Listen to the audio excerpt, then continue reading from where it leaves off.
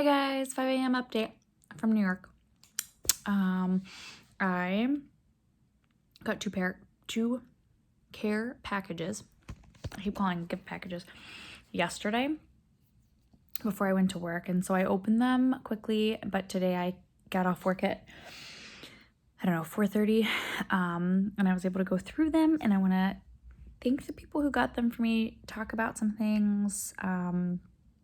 Got them on day 12, 11, 13. I don't even know what day it is anymore. I don't even know what day of the week it is anymore. I don't know the date. I could probably look on my phone, but I don't care. Let's start with gift packages, care packages. Lord Jesus. All right, so my aunt and uncle, Jack and Beth, and my cousins, Heather and Jackie, and their families, David, Jay, and Jace, sent me a box full of Cool Ranch Doritos, which, these are probably my favorite chip, and some other things. There's like beef jerky, there's, so instead of the tuna packets, it's chicken packets, so that's a good change. Some chapstick. What else? They sent me my favorite thing. They actually sent me a lot of like face stuff. Like I stuff stuff for my face, because as you know, I wear a mask so much that my face is just dry and it's breaking out, and luckily I'm doing really well with my nose. Other people are like red and raw, but I seem to have been probably on top of it from the get-go and just trying to like do the best I can. But that is so greatly appreciated. I cannot wait. You guys got me face masks and foot masks, and that's funny because the other day when I had off, I was laying in bed and it was like 3 a.m. and I was like, oh, I'm so bored, but I can't sleep. What should I do? I wish I had a face mask. And hello, you sent me a face mask. So you guys like totally read my mind, and I can't wait to use it, and I can't wait to use my foot mask and all my wonderful gifts that you guys sent me. It's so kind. I love you. I miss you. It's been forever, and your card was so sweet. Thank you. I really do appreciate everything. And then my mom organized a gift box, and there's like, I have like 8 cards to read, and I know I'm going to cry. And I'm sure she figured I was going to cry because she put like 10 pounds of tissues in this gift box. I know the first video about my first night, like I was in tears, but I'm okay, Mom. My mental health is fine. But I am glad that you sent them, because to read these cards, I've peeked at them, like I just opened them and I'm like, I'm gonna cry. So I can't wait to read them. But the gift box from her is from her, my children, my sisters. I think it's from both my sisters, my nephew, my niece. She just got a lot of random things from everybody, and that's great. Again, like 10 pounds of tissues, but a couple things that have some Lysol spray, so that's really cool, because that's one thing I didn't think about. Clorox wipes, that's one thing I didn't think about, and so she sent me some. She sent me more of my Zest soap that I brought 1 bar of soap, and I have scrubbed my body so much that I was like, I need more soap. So she sent me a couple more of those, and lots of Easter candy, which is really good. I got some more hand sanitizer, which is amazing. Like, look, hospital grade. I won't name my sister or my nephew, just in case they stole this from their place of employment. My gosh, more hand sanitizer, more. So I've already told my friends, like, please come refill at my place. My family has sent me so much hand sanitizer. I want to make sure everyone's taken care of. I've got some masks and gloves. So that's really cool, because those are like scarce things around here. Also some more face cream. Like, I will go through this face cream. I go through it so much already as it is. And then my mom made these. She made these little button things for your masks. So I had a couple of these in my package from Maura Beebe. Her mom made a couple for me. I kept one, and I gave one to someone that I know had been struggling with like masks on her ears. So my mom sent me more of these. Again, I will keep a couple and I will share the wealth with people. I got a box of masks, which I just sat in the hallway one day and I put a sign saying free, send me a picture, so I could send them to the group that made the masks. And they were gone so quick. Sadly, only one group of 3 sent me a picture, but that's okay because it is what it is. If people took a mask and they are out there protecting themselves and they're also here in New York doing what I'm doing, I'm not going to be mad at them. I would have liked to have sent more pictures to the people who made them for us. But yeah, so if ever I get like stuff in like excess, I share. So I've shared a lot of hand sanitizer. I'm sharing a lot of little things. It's not that I don't appreciate them and I don't love them. It's just that I am not one to hoard. And if people are out there with the same needs, why not band together? So I definitely do that. Oh, and then an air purifier. This is going to be legit. This is going to save my life. My mask is on 12 hours a day. My mouth is dry. My throat is dry. The air is disgusting. So hopefully that will, this will save my life, I hope. Then I think that's it. I think that's everything I got care package wise. I'm not going to read these cards to you guys because as you can see already, I'm sad.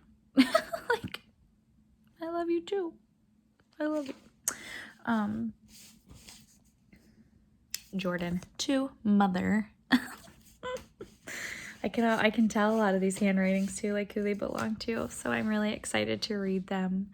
I'm actually gonna grab a pack of tissues. I've got my Doritos. I've got some Hershey eggs. And I'm gonna lay in bed and read my cards. Let's see. Day 11, 12, 13. I don't even know. Things are the same, you know. People not doing well. Talking to families. Oh, that is the one thing I did a lot of tonight is talk to families. I have a tendency to answer the phone. Like it's a thing. The phone rings, I answer it because I'm sitting right there, why not? Whereas like some of the residents, they'll just let it ring and that's fine. I get it. Like it's not the same for them as it is for me. I have that nursing background, I think, so I have that bedside manner, and doctors are very like doctor-like.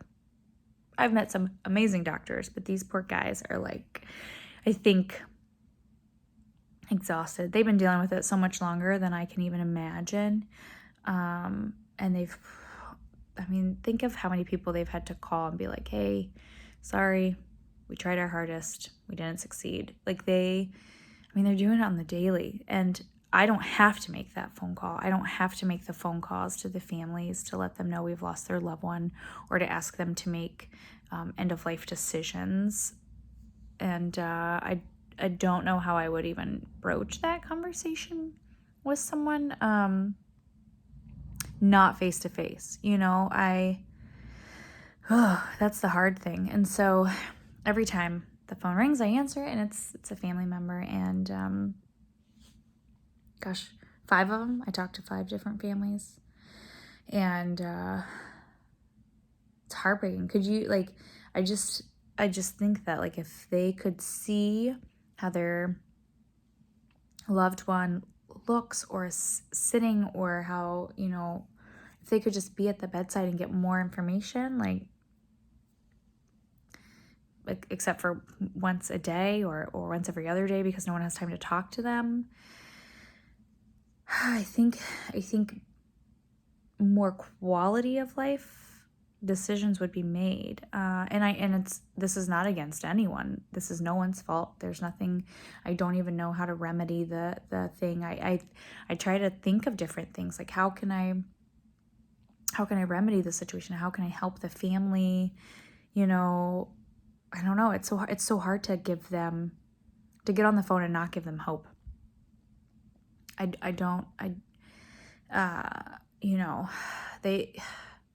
People like to grasp for straws, I guess you could say. And I want to give them those straws. I do. I want to, I hope, like when I'm talking to the family member, like, I want your loved one to get better. I want to see someone get extubated and leave this hospital. I want to see it as much as they want to see it in a whole different way, but still, I mean, I want to see it too. And this one husband, oh, he calls twice a shift, and God love him. We are what, 8, 9 days on the unit? 10? I don't even know anymore. Gosh, I don't know what day it is. I don't know what day of the week. I don't know the date. I don't know anything. He asks for me by my name, which is great, but I am always afraid that I'm always afraid I'm giving too much hope to these families. And I love talking to them on the phone. I love getting to know them. I mean, it's so funny how much people will tell me if I just keep talking to them and keep asking them questions, and how much I find out about their personal lives over the phone. Like, not even to their face, over the phone. I just get them to talk. I don't know how to not give them hope.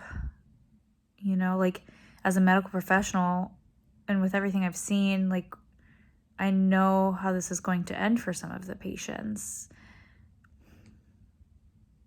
And I just try to give them numbers at that point, because I don't know how to not, I don't know how to make them understand. I don't know. So that's probably the hardest thing, I think, is the fine line, you know, like, because also I don't want them to give up. I don't want them to give up. But I don't want to be the one that when shit hits the fan, that they're like, but Sarah said she was getting better. Sarah said he was doing this. Like, oh gosh, I don't know. That's the tough part of my job. But, you know, either way, I got in a Lyft this morning at like 4 a.m. and I shared my location with Max, because one, he's a nut job about my location, and 2, it was my first Lyft in Brooklyn. It's 4 o'clock in the morning. It's pitch black. I'm a target, I guess you could say. I don't know. So I was just being safe, but he texted me. He got it. I told him I'm fine. I think he was worried I was leaving work early. Probably thinks I have COVID. But my Lyft driver, he's amazing. He was so great. I mean, it's about a 30-minute drive from Brooklyn to Manhattan, where I'm staying. And we just talked the whole time. We talked about, you know, where he's born and raised in New York. Apparently he's been to Cincinnati and has family in Cincinnati. So that's really cool. We talked about the sad state that New York is in. It's crazy. Like, all these places that are supposed to be known for shopping and lights and everything, and it's just dead. You know, we talked about so much. We talked about Blue Willies, you know, because we were talking about small businesses, and we talked about he's a security guard and how he's had to lay off so many people because they were covering malls and, you know, shopping areas and food areas, and they don't need them. So he's had to lay people off, you know, and it's just crazy. And I was like, oh, I am being a Lyft driver. I would be scared to be driving dirty people around. Like, not dirty people, but people with COVID, and, you know, they don't know it, and it's in your car, and it's on everything, and say they sneeze, and it gets up to the front seat. Like, you know, I'm just throwing it out there, but he was great. You know, he said, healthcare workers still got to get to and from work. They're going to need rides. Here I am. So he's out here doing his damn thing the same way we are. So he was great. Hopefully I get him tomorrow night if I get off early. That's really it, guys. I don't want to stay up too much later. I want to take advantage of the fact that I'm home, 3 hours before I'm supposed to be. So I kind of I ran in the hotel. I didn't want anyone to see me and ask me a question while I was home early, because I don't want them to to be watching me. So, yeah, I'm gonna sleep. Well, first I'm gonna eat. I'm gonna eat a shit ton of this junk food. I'm gonna read my cards. I'm gonna cry a little cry, and I'm gonna go to bed. And then I'm gonna wake up and do it all again tomorrow, except for minus the cards and the crying tomorrow, unless I read them again. But as always, thank you to everyone who has sent me gift packages in the past, care packages, whatever they're called. Thank you for the ones today. So we were talking about Tammy, who sent the masks, Elena, who sent some cool shit, Maura sent some cool shit, Jackie, Jack, Beth, Jackie, Heather, David, Jade, Jace, and of course my mom and my sisters and my nieces and my nephew and my children. I never thought I'd get this excited over hand sanitizer and Clorox wipes. Like, who am I? I'm 35, for God's sakes. So, is this my new normal? But seriously, thank you. I appreciate all the love, all the comments, all the text. And I will update you guys the next time I feel like I'm not boring to listen to, because I feel like this was boring for me. I hope you get something out of it either way. I love you all. Thank you for following, and I'll talk to you later.